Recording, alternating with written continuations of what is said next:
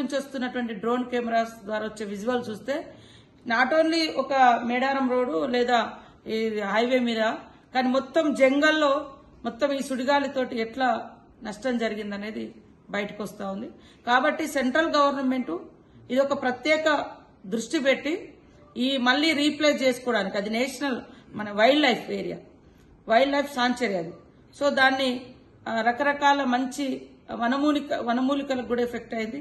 100 ఏళ్ల నాటి చెట్లు కూడా మనం కోల్పోవడం జరిగింది. ఆ ప్రాంతాన్ని మరి ఇక్కడటువంటి కిషన్ రెడ్డి గారు, అదే సెంట్రల్ మినిస్టర్ గారు బండి సంజయ్ గారు ప్రత్యేక చొరవ తీసుకొని ఆ ప్రాంతాన్ని రీప్లేస్ చేయాలి, మళ్ళీ వాటికి నిధులను శాంక్షన్ చేయాలి. అదే కాకుండా దాని మీద ఒక పరిశోధన జరగాలని కోరుతా ఉన్నాం.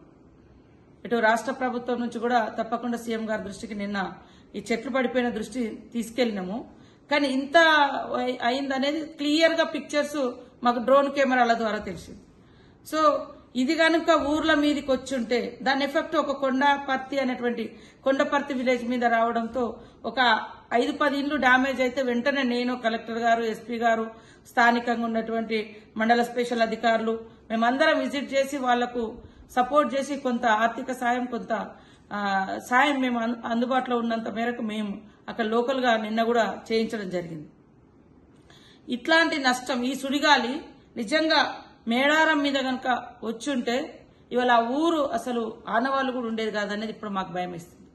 సో ఇలాంటి సుడిగాలులు ఏ ఏ ప్రాంతాల్లో వచ్చే అవకాశాలు ఉన్నాయో ముందస్తు కూడా పరిశోధన చేయాల్సిన అవసరం ఉంది. ఫారెస్ట్ శాఖ వారికి కూడా ఇది తెలియజేయడం జరిగింది. ముఖ్యంగా సెంట్రల్ గవర్నమెంట్ ఇది ఫారెస్ట్ శాఖ మీ పరిధిలో ఉంది, అదేవిధంగా వైల్డ్ లైఫ్ సాంచురీగా కూడా ఉంది ఏటునాగర్.